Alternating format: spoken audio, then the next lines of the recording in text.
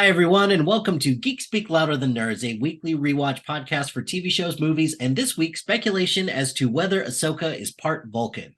My name is Mike Hilty. And I'm Nick Farrow. How you doing today, Nick? I'm doing quite well. It's almost the end of the week. We're thrown off because we're not recording on our usual night. This is true. We're trying to get a little bit ahead because of the holidays. But because of that, we're thrown off. We feel weird. We do. It's a good weird, but that's okay. Up is down, left and right. Dogs and cats living together. Mass hysteria. I do have a couple things that I did want to ask you about because I saw recently that you saw the new Godzilla movie. Did. Yeah, no, I saw Godzilla -1. Me and my buddy Mike went to another Mike. I'm so sorry. Me? No, that's the conversation though. That's funny. I go to the movies every Friday with my buddy Mike that I used to work with. I record every Saturday night with you, Mike, and my brother's name is Mike. So I've just surrounded by Mikes. It's almost like the name Michael was very popular from 1985 to 1995. Yeah. And now, not so much. Now it's Michael with a Y. One Y, but it's not where you think. Anyways, yeah, so I saw Godzilla -1 last night, and I really, really liked it. It was super fun. Super fun. That's a really weird way to describe this movie. It was everything that you want out of a Godzilla movie. It was also everything that you would want out of like a post-World War II Japanese drama about like survivor's guilt and post-traumatic stress, but also surviving a war in which you were also attacked by a Godzilla. So like it was really well done. The human characters were super engaging. I cared about them, which is probably the one complaint I have about most Godzilla movies, is that I just don't give a crap about the humans. Godzilla was straight up a villain in this. He was not like maybe a good guy. He super, super terrible monster. And their way to solve the problem was also pretty cool. And then also the one scientist guy had this just amazing head of hair that's like 2 movies in a row now that I've seen, because if you saw Anatomy of a Fall, her lawyer in that movie had amazing hair just like this guy in Godzilla -1. And so I'm like, this is the new hairstyle, like this long, flowing, curly locks that just looks fantastic on a dude. Yep, I got a 30-foot range. Did you see it yet? No, I haven't. It's on the radar. But adjacent to that, I am watching the Apple TV Plus show Monarch, which is Monarch Legacy of Monsters, which so far. How many episodes in? 4. Okay. And how many episodes total? 10, I believe, this season. By episode 4, that's concerning. Like it's been fine, but this 4th episode just wasn't great. That's about when I usually like to. That's when I know. Like, I don't think I'm going to enjoy this. Although it depends. Sometimes it takes a bit to get the setup, and then it just hits the ground running from like the last 5. Is that how you felt about Loki? Yeah, by 5 episodes in, it was just really slow and awful, and then by the 6th episode, it just hit the ground running and just was amazing. There you go. From there to the end. So the other thing I wanted to ask you about, did you see the Furiosa trailer? I did see the Furiosa trailer. I don't know what I think about this Furiosa trailer because it looks crazy. It looks crazy. It looks very Mad Max Fury Roady. I'm of 2 minds. One part of me is just like, Mad Max Fury Road was a revelation, and this just looks like more of that. But if it's more of that, awesome. But then also, I kind of feel like it's more of the same. And I don't know. It looks fun. The Chris Hemsworth of it all surprised me, because we've known about this movie for a while, and we know that Anya Taylor-Joy was attached to it since like time immemorial. But I did not know Chris Hemsworth was going to be in it as a crazy person. And it looks like Chris Hemsworth, I don't know, it's giving me vibes that playing Thor has gotten to him. and he just needed to do something just completely. Yeah. This is, I think, a very good move for him. Yes. And that's another part of why I came out of the Furiosa trailer talking about Chris Hemsworth. I feel like that's not right. Probably. I would probably agree with you on that. Interesting time for some trailers that came out, because there was a couple in particular that I was like, okay. But I wanted to say one last thing about the Furiosa trailer. That f***ing subtitle. God damn it, guys. I don't need to know that this is a Mad Max story. Like, you don't have to put it in the title. Nick, whatever from the world of Mad Max or whatever it was. It's a Mad Max saga. Mad Max, that's what it was. Nick, how else are we supposed to know that Solo is a Star Wars story? Like by naming it Han Solo. Oh my god! Look, I don't know what to tell you. Or Glass Onion, Knives Out mystery. All the way off. You and I both know that Hollywood needs to adapt to the lowest common denominator. I know. Don't print it on the damn box then. Like, fine, call it that, but don't put it in the movie like that. Well, first of all, they're not going to print it on a box. We're not doing VHS anymore, you heathen. Blu-rays have boxes. I guess, but well, what would you call it? A case? Yes, I would probably rather call it a case, like a or psychopath. At least the artwork that's in the case. But no, the trailer that I saw that I actually am very excited for was the Fallout trailer. Did you see this one? I did. Was not expecting it. No, neither was I. I also was not expecting it to come out so soon. Well, soon in relative terms. Oh, April? Yeah. April. Hey, spoiler alert for fans of the show. I can tell you what we're going to be doing in April. I think the show looks great. Yeah. I did not play the game more than my buddy let me borrow it, and I played it a little bit, and that was it. So I don't know a ton about the game. The third one came out when I was working at GameStop, so I knew a bit about the story.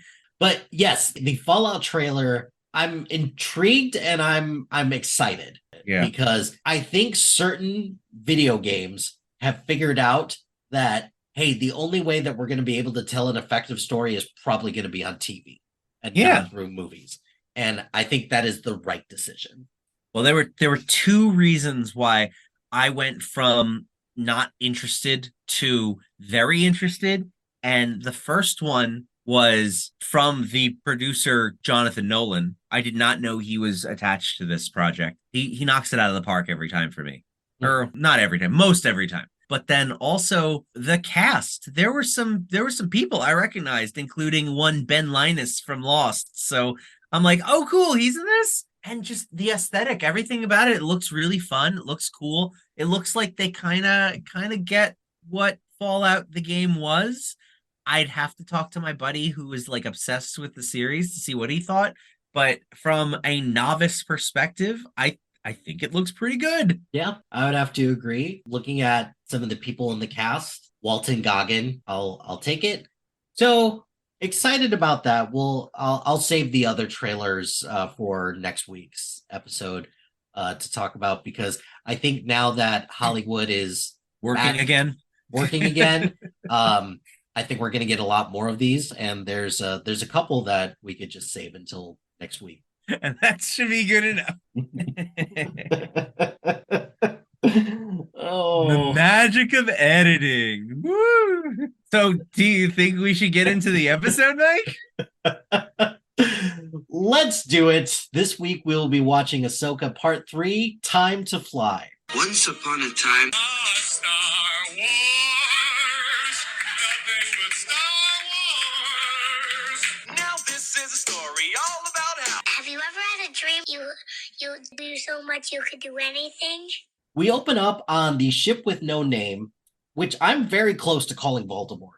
I'm very close to calling the ship Voldemort. The Voldemort ship. So, traveling through hyperspace. In the main room, Sabine and Hu Yang are having a sparring session with flashlights and wooden swords. Either that or Hu Yang is trying to summon a demon. He compliments her on being not terrible, and Ahsoka suggests that they try something called Zatachi. Hu Yang doesn't think Sabine is ready for that. Those little pets usually die shortly after the egg hatches, and they're constantly crying. No, Mike, you're thinking of Tamagotchi.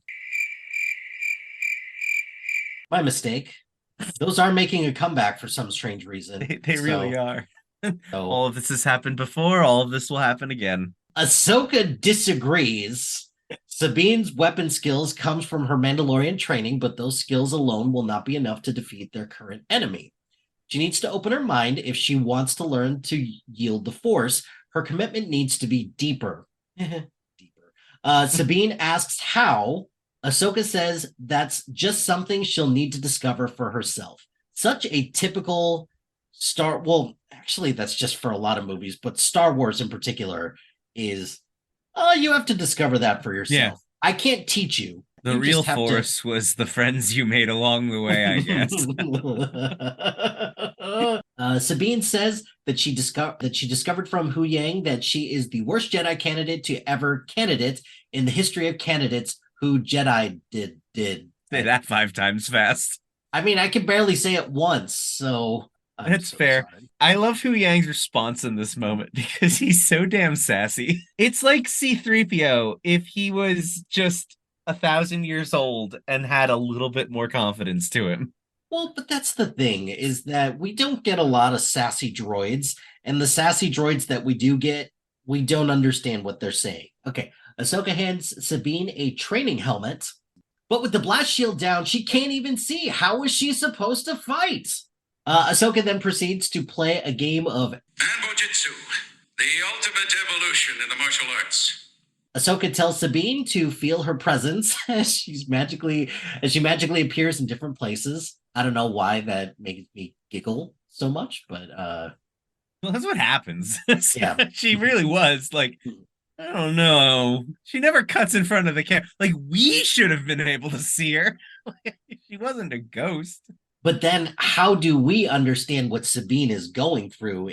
It's a way for us to be put into Sabine's shoes so that we understand her experiences. That is a very good headcanon. I like that. I appreciate you playing along. Yes, I will do my best for that. Sabine starts swinging around trying to find Ahsoka. Ahsoka tries to land some blows, but Sabine manages to parry. However, it's clear that her warrior instincts is getting her through. As she grows more frustrated, she manages to detect one oncoming attack, but Ahsoka ultimately puts her on the floor and chides her that anger and frustration are quick to give power, but they also unbalance her. It's as if they lead to the dark side. That's a possibility, I suppose. Maybe she would make a better dark side user. I mean, at the end of the day, also, what's so wrong with going to the dark side for some of these people? I'm not saying you or I would go to the dark side. Well, actually, I don't know that at all. The dark side of the Force is a pathway that some would consider to be unnatural. Have you ever heard the story of Dark Plagueis the Wise? Is it possible to learn this power? Not from a Jedi. There is no dark side of the Force. There is no light side of the Force. There is the living Force and the unifying Force, which the living Force is essentially what connects all living things together. The unifying Force is just the Force as a whole. And it really is about how a person uses it.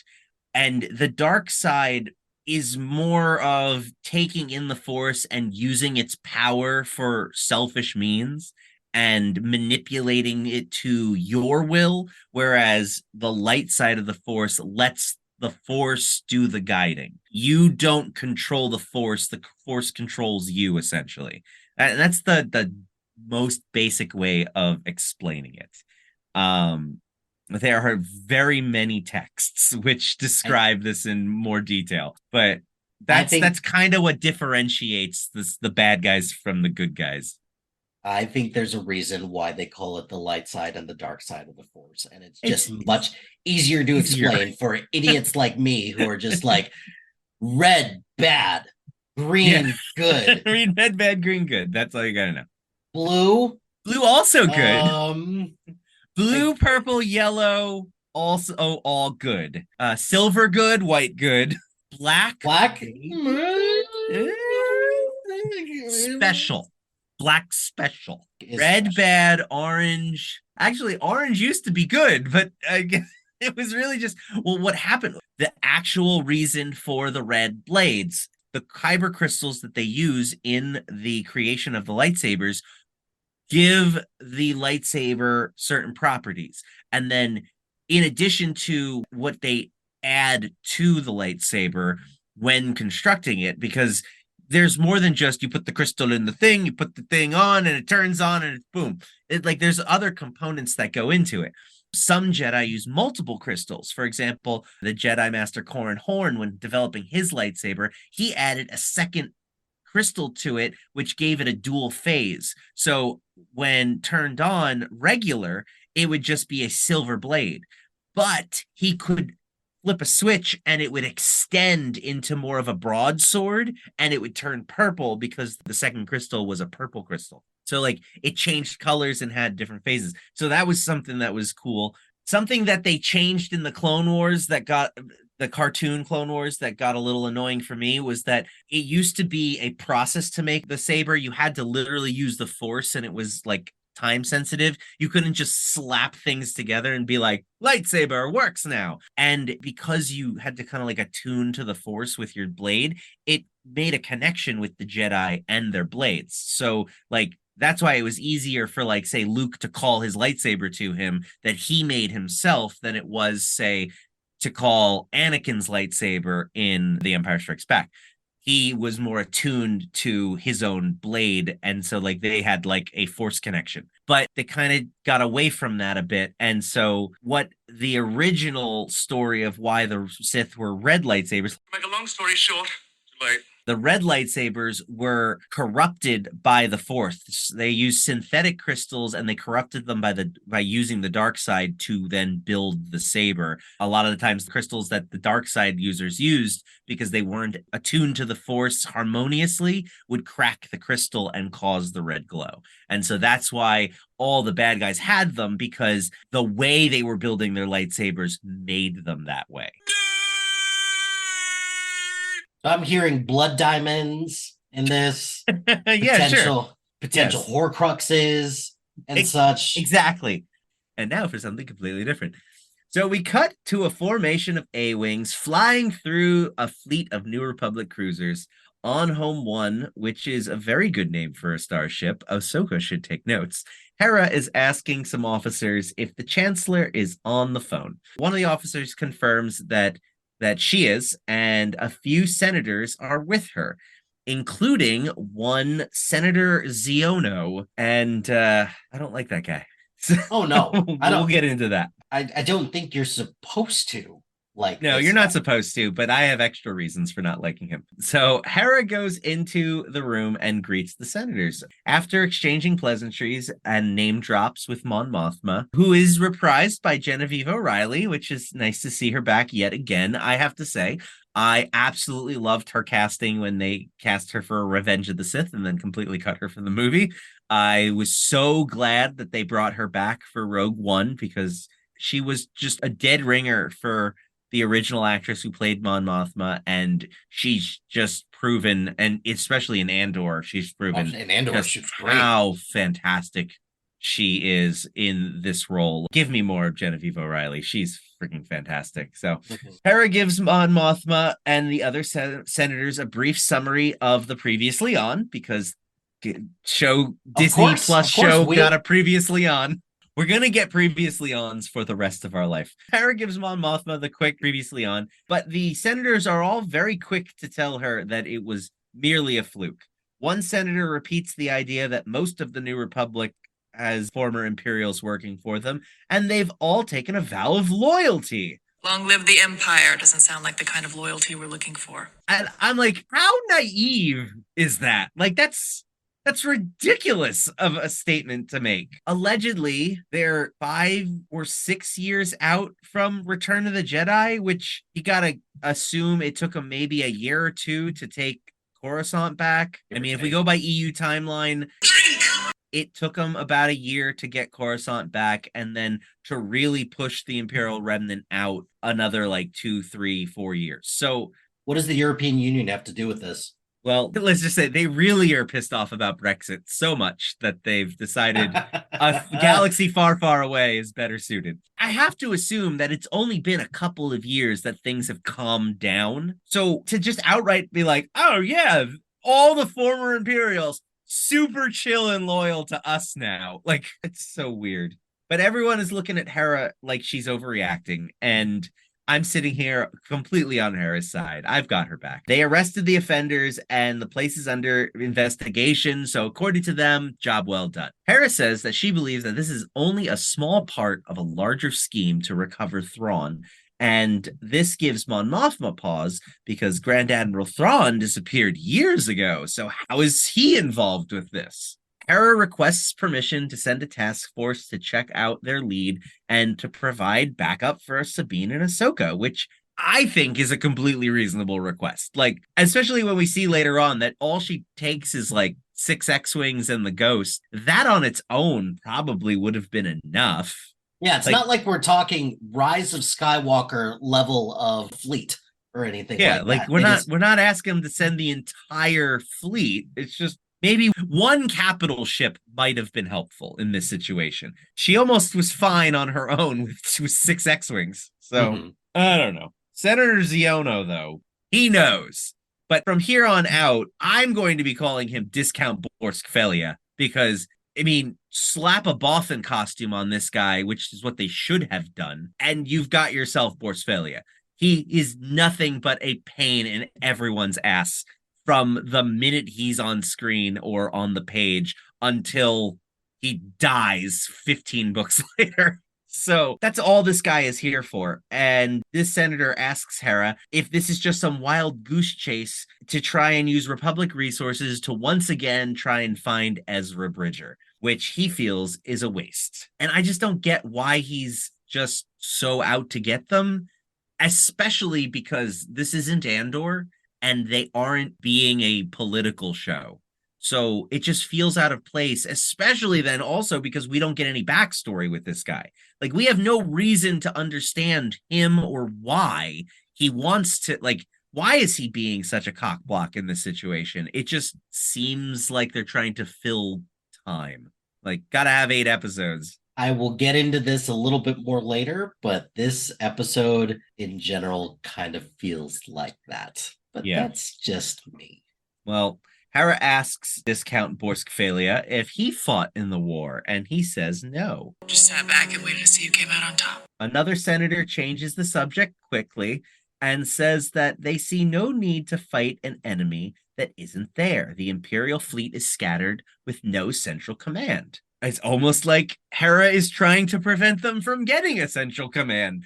And Hera says as much. That Thrawn returning would be all the command that they would need, and they would suddenly become a serious threat once again. It would be in everyone's best interest if they get ahead of that. But they all disagree. Thrawn is dead, and Ezra is probably dead too.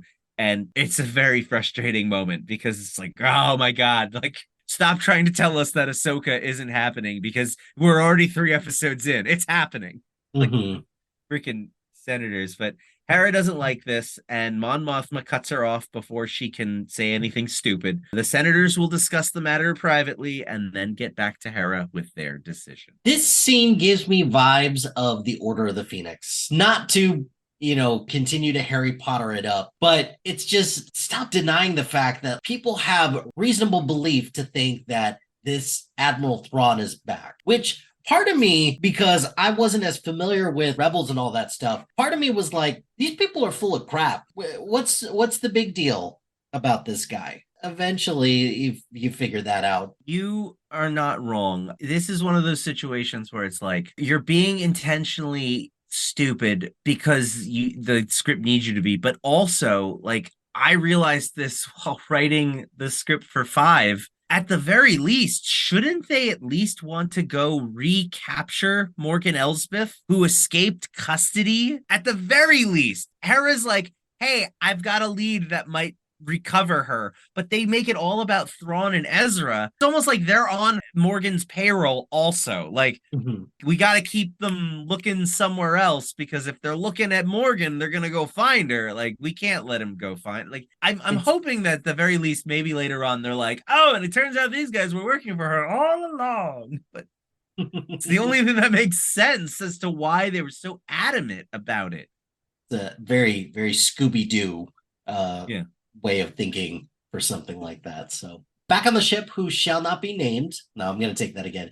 Back on Voldemort, Ahsoka is giving Sabine a pat on the back for the quick progress. Voldemort? No, drop the. It's cleaner. Oh, okay. You've learned nothing from the social network? Well, they were talking about a social media page, not a starship. You have to love a ship like a woman, as Shatner says. Or as Zap Brannigan says. Alas, my ship, whom I love like a woman. Oh, Lord. Back on the ship, who shall not be named, Ahsoka is giving Sabine a pat on the back for the quick progress she's been making. Sabine, however, is impatient. Away to the dark side, don't you know? She was hoping to speed things up with the training since they're in a bit of a crunch with this mission, but she still can't feel the Force. That's how that works? She's not going to feel the Force.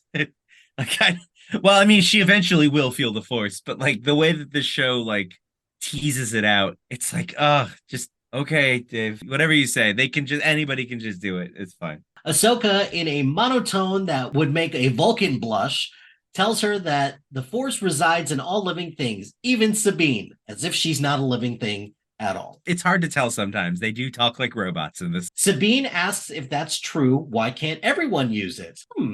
Good question. Ahsoka confirms that talent is a factor, but training and focus are what defines success. The lie detector determined that was a lie. I don't get this line. I just don't get it. I mean, I know that Dave Filoni has come out and said that's how the Force works. And cue Han Solo saying, that's not how the Force works. If the sequels have given us one gem, it's that line, because I just want to shout it at them every single time they do something like this. But again, it's like poetry if they rhyme.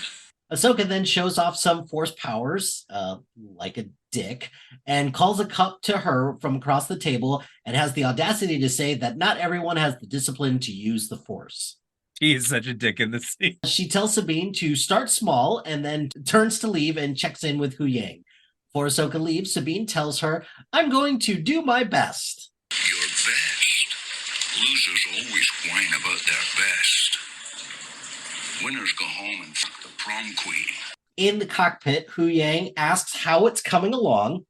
Ahsoka tells him it would be coming along better if he hadn't been such a dick to Sabine. Oh, the irony there. Or not irony. Hypocritical. The hypocrite. Hip hop? Hip hop anonymous?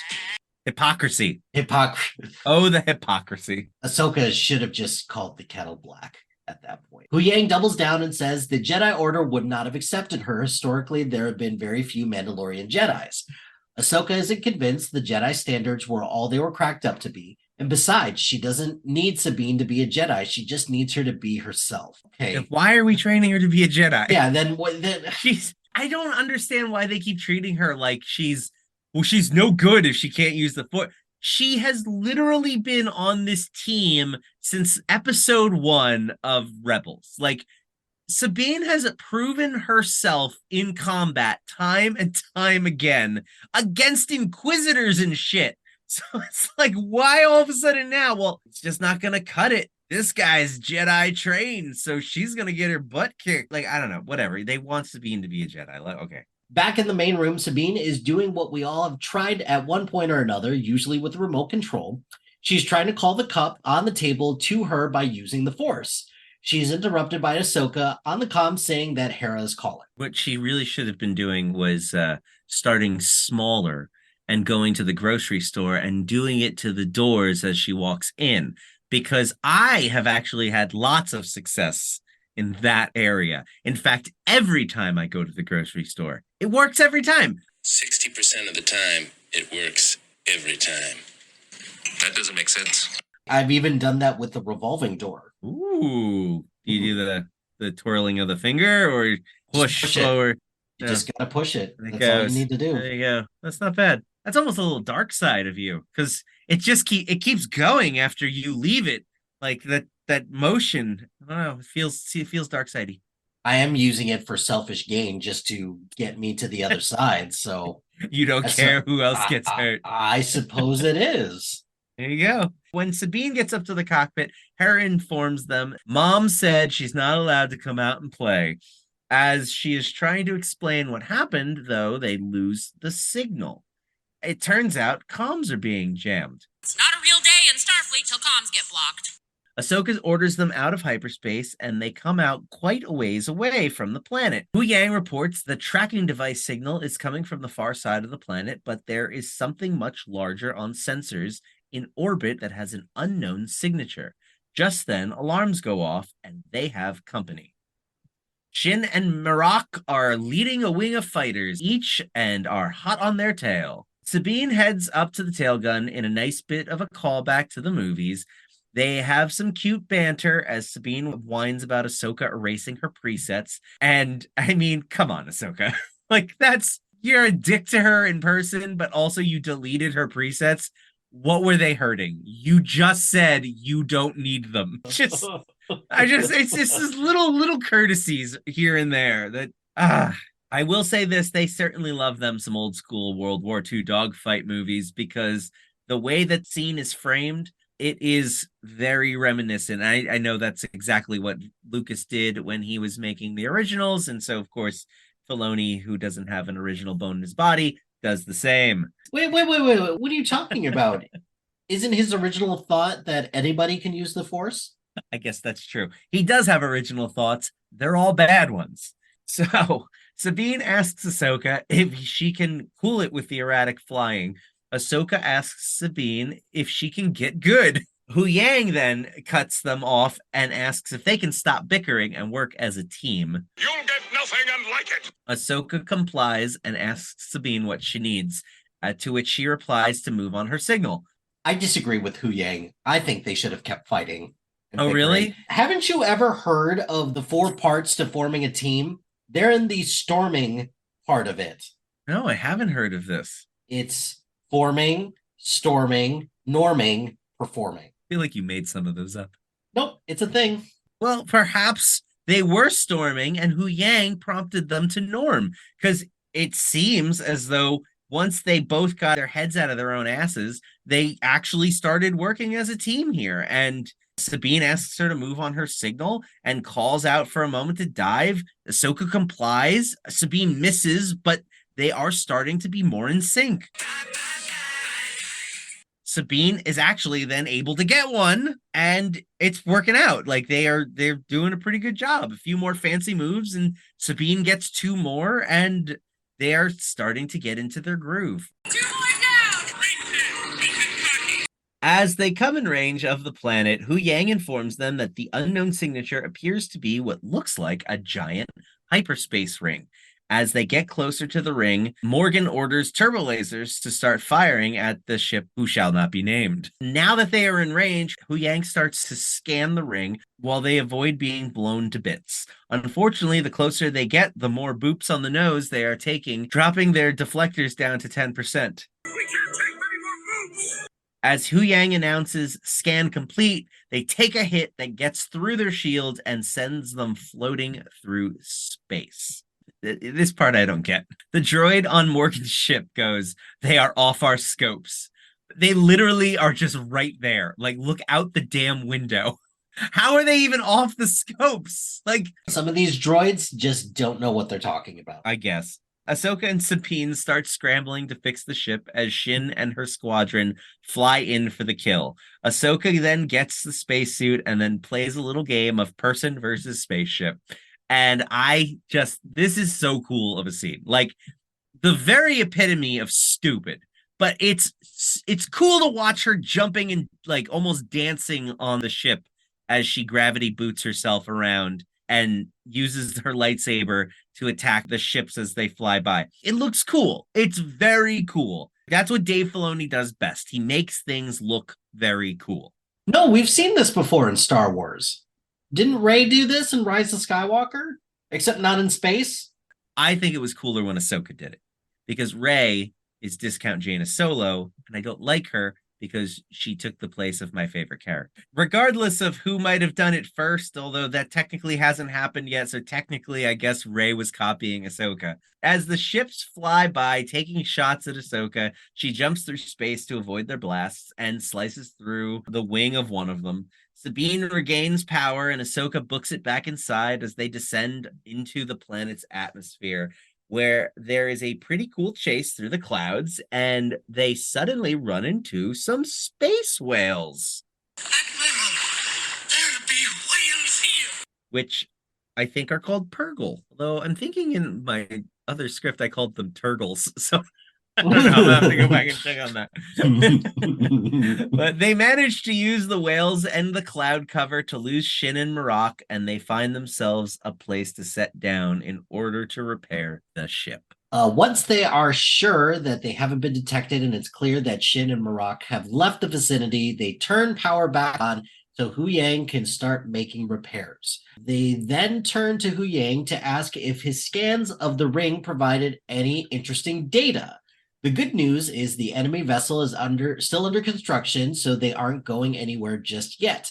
The Jedi archives have information regarding intergalactic hyperspace lanes that used to be safe enough to travel, and that ships could theoretically travel at the necessary speeds to do it if one of those lanes' coordinates was located. In fact, these lanes used to be traveled by the ancient species of star whales called Purgle, like the ones that we just saw and the ones that we saw that day Ezra and Thrawn disappeared. We cut over to the ruin/star map where Balin is giving orders to his mercenary assassin droid team. Hunt them down. And the grim-looking Balin's eyes to credits. Oh, that's the end of the episode.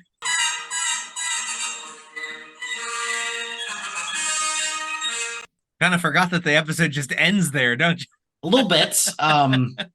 So, Nick, can you give me your general thoughts? What'd you think of this episode? I mean, it was adventure and excitement heavy. Of course, we all know that a Jedi craves not these things, but I really did enjoy the space battle and the action. It was a fun time. I don't understand why Shin doesn't just order her ships to hover around them in a circle and just fire. Like, what is with the strafing? Like, they're in space. They can stop. There's no reason to, oh, we have to keep going because otherwise we'll crash. Like, no, you can actually just stop. You have reverse thrusters. You come to a stop in space far enough away that Ahsoka can't just bat the blasts back with her lightsaber, and boom, they're dead. Like, just, it's like Scott Evil. I've got a gun in my room. I'll go get it. We'll kill them together. It'll be fun. Like, why did they not do that? Scott, you just don't get it, do you? You don't. It drives me nuts that it's logic details like that that are annoying. All in all, it is a very short episode that just feels like connective tissue. I really feel like you tighten episode 1 and 2 up together. You could cut a lot out from there. You can cut a lot out from here, add it to 4, remove the need for an episode 3. Like, it just, I don't know. What did you think? That's my main point, is that if you could have tightened this up a little bit, spread out most of this story throughout the rest of it, this episode just didn't need to exist. The story did not progress anywhere. It's just pieces of things that we discover that will eventually, hopefully, pay off down the but yeah, it's a bridge episode where it felt like episodes 1 and 2 were probably one episode that they split in half. Maybe they just want the shows to be in more digestible bites. I don't know. Watching this one week to week frustrated me when I watched it live, which was very similar to how I felt about the way they split up Andor. But episode 4 does have more of a beginning, middle, and end, even though it does kind of end on that cliffhanger, literally. Let's move on to our next segment, which is our nerd rant, and I'm going to let you take it. You know what really grinds my gears? That's not how the Force works. I'm as mad as hell, and I'm not gonna take this anymore. I got a lot of problems with you people. Now, you're gonna hear about it. Okay, yes, I do have a small rant, and that rant is space whales. Okay, so space whales are fun. There's no two ways around it. They're fun. They're a fun idea. They're a great Star Warsy like creature that makes you go, oh, fun. Star Trek even did it with the Tin Man. Tin Man.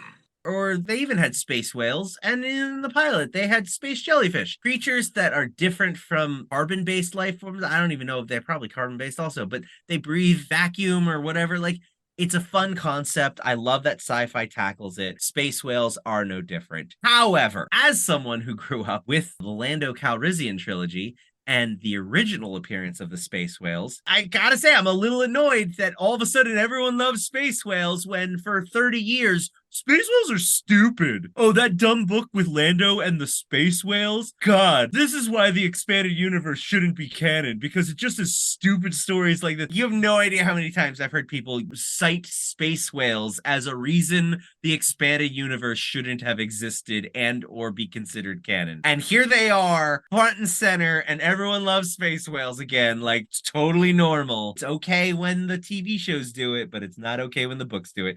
So there is my nerd rant. I was annoyed, but space whales overall, totally cool. Space whale approved.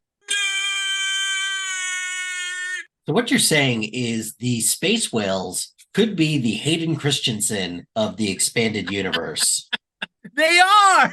Where they were totally shat upon for decades. And then they make their glow up appearance in Ahsoka, and now everyone's totally cool with space whales. Okay. Well, thank you for that nerd rant. Why don't we move on to our next segment, which is our official canon? You know, my pep always said, if you want to do something right, you make a list. He's making a list. I'll put it on the list. It's quite an impressive list. Thank you. He's quite clever, for a human being. Right. In this segment, Mike and I will share our lists of the Star Wars cinematic universe, old and new canon alike. I will do my best not to upset everyone with my hot takes. And at the end of these 8 weeks, we will once again do a combined ranking. However, this time, we will employ a Trump rule, which we have decided to dub Sheev. If one of us has it higher on the list, we will wait to talk about it when it is at the highest spot on our lists. An additional note, we will not be including Ahsoka in the initial list. We will wait to add it at the end. Also, we won't be including the 2 Ewok adventure movies because we didn't feel it was right to include since we both hadn't seen them in 3 decades. But this week we will be discussing our 15 through 13. So, Nick, what is your number 15? My number 15 is The Last Jedi. Sheev. What is your number 15? Speaking of Jedi, my number 15 is not Return of the Jedi. It's I've just been messing with you. You son of a bitch. We will not be talking about Return of the Jedi for quite some time. Oh God. But this was all an elaborate ruse. I feel like I deserved that. So well played, sir. I'm gonna sheave you slightly because Solo is my number 14. So we could talk about it now. We keep doing that, being just off by 1. There you go. So what did you think of Solo, a Star Wars story? For all this crap that we're getting about the David Ayers cut of the Suicide Squad, why can't we have the Lord and Miller cut of this? Probably because it doesn't exist. But no, it exists. I guarantee you it exists, unless Kathleen Kennedy destroyed the film. Doesn't that sound like the level of pettiness that she would probably do? You mean the woman who said, it's really hard to make these things because it's not like we have hundreds of books and source material to pull from. We're coming up with this all from scratch. How rude. That is a quote she actually said. When I read that day 5 years ago, you probably were like, what was that noise outside? Was that the last straw? Was that the... Oh, no. At that point, I was like, of course she said that. I don't even know what the last straw was. That's rough, buddy. I think Solo is a tad bit overhated. I agree. I think that Alden Ehrenreich gets an unnecessary amount of flack for Oh, this. really? I feel like he does. I like because I've never actually heard a lot from like against him. Usually I hear like Solo, the movie itself sucked, but he was good. okay, maybe it wasn't outwardly said, but I feel like he kind of took a little, not like a break from Hollywood, but he wasn't in as many prominent things after that. And now he's starting to recover. And I hope that he gets more opportunities because he's pretty good in this. And I mean, probably going to be a nerd rant coming up, but like, I can't believe they haven't used him yet. We are literally living in the freaking era in which he could be used as young Han Solo. He should have been in freaking Boba Fett. He could have appeared in The Mandalorian. He definitely could appear in Ahsoka. Like, you've recast one of your big three. He was great. At least I thought so. The only issue I had with him wasn't him, it was the character. I did not think that they gave him an adequate arc. He went from being a good guy to a good guy. So like I don't buy that what jaded him to have then Luke and Leia bring him back at the end of A New Hope. Something needed to jade, and I don't know, maybe they were trying to set up a trilogy. I don't know, but I think that he was a good young Han Solo. I liked him. well, and then speaking of good, Donald Glover also as Lando he was top notch. I don't want to use the word perfect in terms of casting, but that is pretty perfect adjacent. Yes. Yeah, I think he was really good. And he had really good chemistry with Alden Ehrenreich too, I thought. Those two got along good on the screen, and I would like to see them together more. I would just like to see them together again, period. Yeah. You know? Oh, yeah. Even in a non-Star Wars, they would be good together. There is a book trilogy, the Han Solo trilogy, that is not the first Han Solo trilogy, the second Han Solo trilogy, where it's essentially young Han and Lando and Chewie and the adventures that they have together pre A New Hope. Is Darth Maul in that? Darth Maul is not in those. No. Well, then I don't care about Boba Fett's in them. Is Boba Fett Darth Maul? Boba Fett is better than Darth Maul sometime. In the books, he's better. Well, he's pretty cool in the books too. Darth Maul's pretty cool.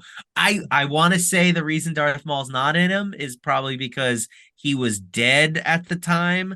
And if he was, I can't remember when the books were published, if it was before or after Phantom Menace. I think it was after Phantom Menace. So yeah, from their perspective, he did. But those books were really fun. And this movie really kind of got the spirit of what those books were. And so I actually really like Solo, save for like three key parts. One, I absolutely hate. In fact, the reason it's 14 on my list is because of this one single line in the movie. And I'll give you one guess as to what that line was. No, I'm not going to take it. You just tell me, because everybody listening, go ahead and guess. What's the one line that is just the stupidest line in Solo, a Star Wars story that sticks out to your head immediately? And if you're not thinking the how he got his last name of Solo, then you're wrong, because it's that. It is the dumbest line in the history. All they had to do was nothing. His last name was just Solo. It didn't need an origin, which then leads into my second thing that I hate about this movie. This movie was obsessed with just giving us the origin story of how Han Solo got all his stuff. We got the origin story of how he got his blaster, the origin story of how he got his name, how he got his best friend, how he got his spaceship. Like, I'm surprised he didn't get hit in the chin and we find out how he got the scar on his chin. Like, or his vest.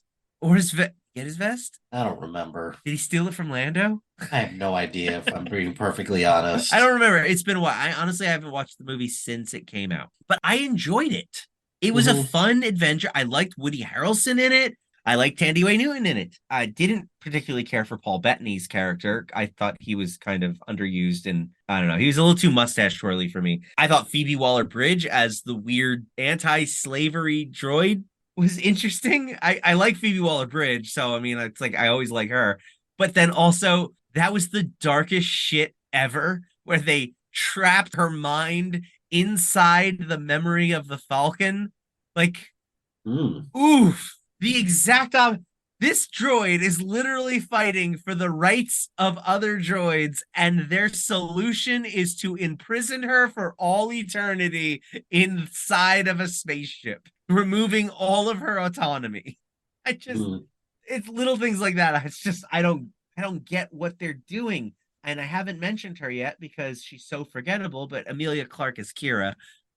She was so underused and just not as interesting a character, although very similar to a character that was in the Han Solo books that does get more interesting as the story progresses. So again, I know that they wanted to make these into a series. Obviously, if you fire your directors after making 90% of a movie and then have to spend another like 150 million to remake the movie, and then you don't even break even at the box office, of course there's never going to be a sequel to these, which is disappointing because I think a Han Solo movie trilogy could have been, and you're right, oh my god, I would pay all the money in the world. I would sell one of my children if I could have the chance to watch the Lord and Miller cut. It's a bucket list item. I need to see it before I die. That's a bit bold. I don't think I would sell any of my children to watch any cut of anything, but You obviously aren't parenting hard enough then. I'm not fanning hard enough, I think would be the more appropriate term for that. Whatever. Let me ask you a question. Would this have made a better series instead? Yeah, probably. Yeah, well, not the way Disney Plus does their series is no. Because what they would have done was they would have taken this movie and stretched it into 6 episodes, and that would have just been unbearably awful. But if they took this movie and made it like 3 episodes, and then they made a second movie's worth of episodes, and then they did a third movie's, and it was 9 total episodes over the course of 6 hours, I think that might actually be pretty cool. Like, it should have done what the Continental did and just hour and a half episodes, or like typical BBC stuff. Just make the episodes longer, just tell the story that they want to tell. You're right, because that is starting to become a trend now with TV shows, is that they are, instead of going the route of a cut, like a director's cut, they're now making it into like miniseries. All of this to say, I think Solo could have been a decent series instead. And I think, to touch on your point about, hey, this is just Han Solo getting all of his stuff and telling a story of like an event that is like, did we really need to see this story? I don't like that argument. You could say that about anything. Do we really need to see any story? Do we need to see the story of how Oppenheimer developed the atomic bomb? No, of course not. Never. We never do. But is there a better way to tell this story? How did Han Solo do the Kessel? Because I think the realistic question they asked prior to the movie being made is, how did Han Solo meet Chewbacca? How did he meet Lando? How did he do the Kessel Run? But then they got to way too. Where did he get his last name from? Where did he get his blaster? I mean, if it's not because he was born with it and because he went to a store and bought it or someone gave it to him, then who cares? They were asking dumb questions mixed in with good questions. Because, yes, and I made the joke at the time that it seems like Disney Star Wars' only job is to explain the minor dialogue inconsistencies from the original trilogy. Like, how can he do the Kessel Run in less than 12 parsecs? Parsec is a measurement of distance, not time. And it's like, yeah, all right, well, the books already explained this, so we don't need a whole movie to explain it, but it is a cool story that would be fun to show if your purpose of showing it is not just to show how it's possible. The story in the expanding universe was essentially, it's a good story that he really shows him as a character, what he's willing to do, how he's never really crossed that line into being a bad guy, but he also definitely doesn't live on the right side of the law. And there's a story in there to tell that characterizes Han Solo as a character. They were more concerned with answering questions about events rather than who this person is. And I think they could have done a better job. Solo, a Star Wars story, directed by Ron Howard. I always found that to be an odd choice, but I didn't. It made sense. Hey, who do these guys know? Who's a buddy of theirs that will do what they need? Yeah, exactly. My number 14 is one of the Clone Wars TV show. Which one? You're going to say the micro series, aren't you? No. Oh, good. It's the other one. Okay, that's fine. I'm going to sheave you, but we will discuss it sooner rather than later. Okay, that's fine. What's your number 13? My number 13 is Visions. Sheev. Okay, we will talk about it another time. And then my number 13 is A New Hope.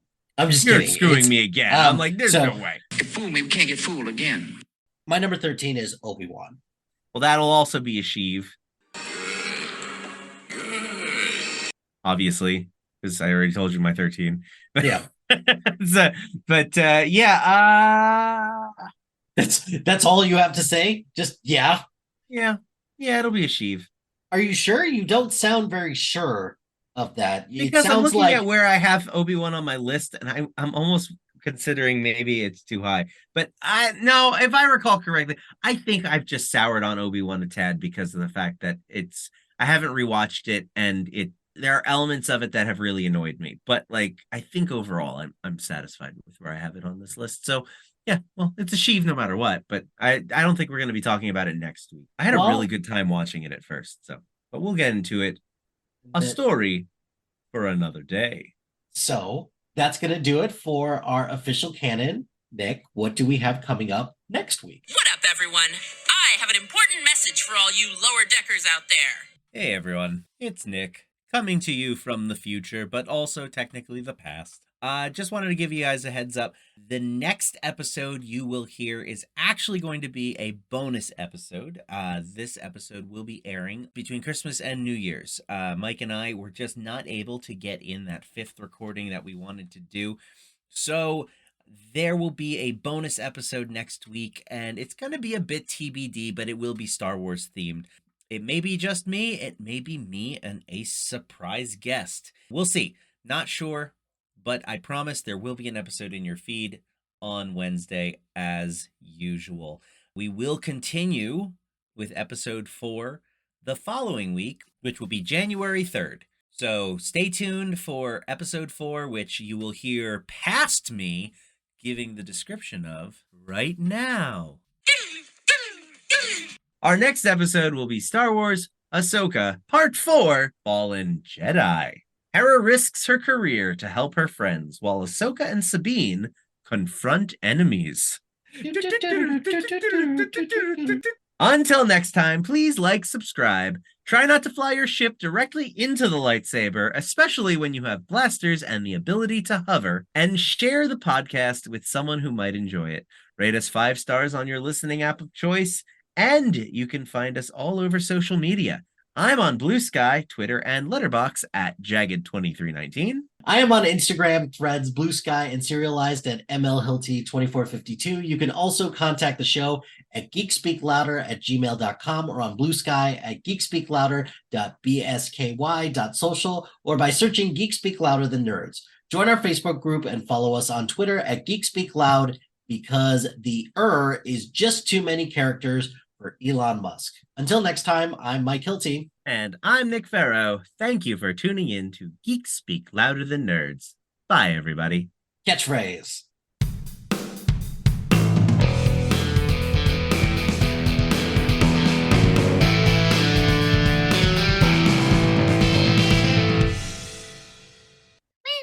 Anyways, outtakes. Goodness, thankfully it is. Nope. Thank goodness. That's not how speech works.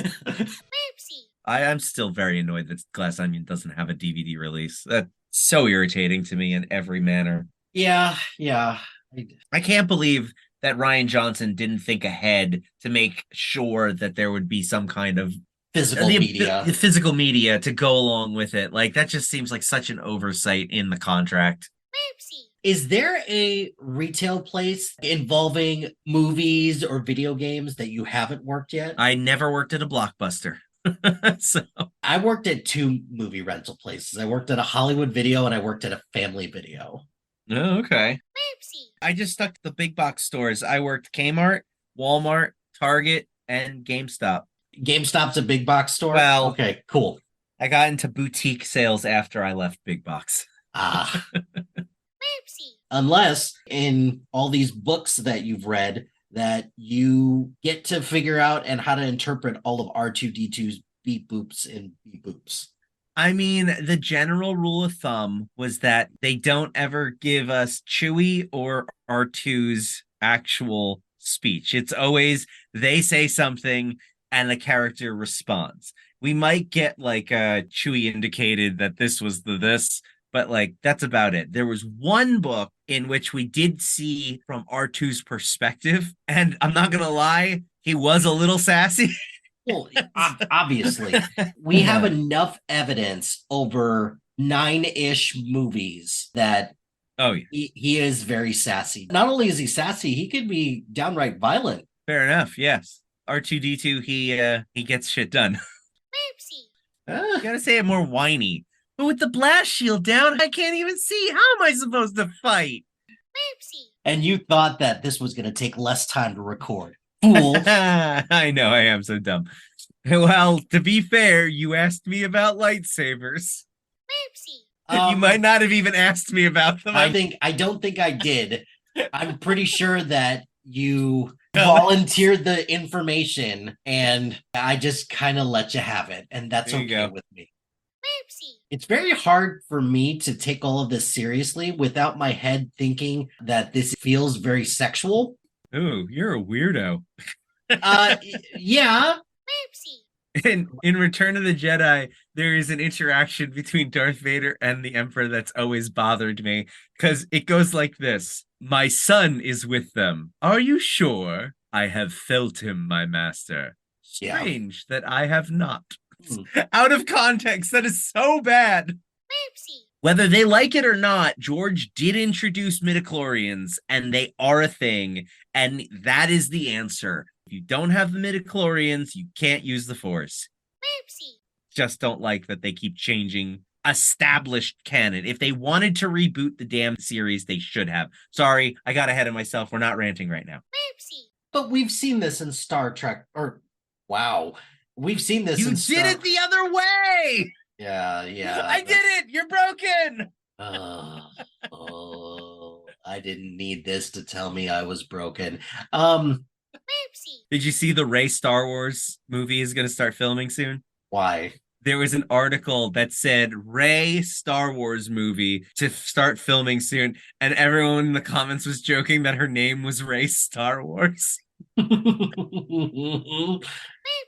And from what I can remember, those movies sucked. Oh no, I have different memories. Clearly not good enough to warrant including them on this list. Well, let's put it this way.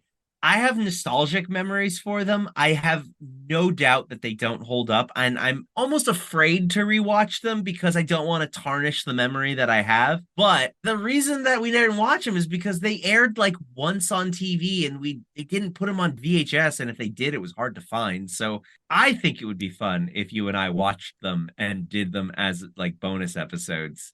Those have to be wild. Yeah. Editing, how does it work? We surely know how it works.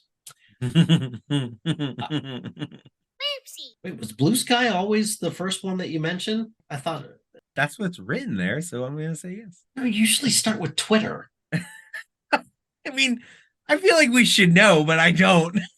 So what's written there? I'm Ron Burgundy? No. Okay, all right. He's reading the teleprompter, man.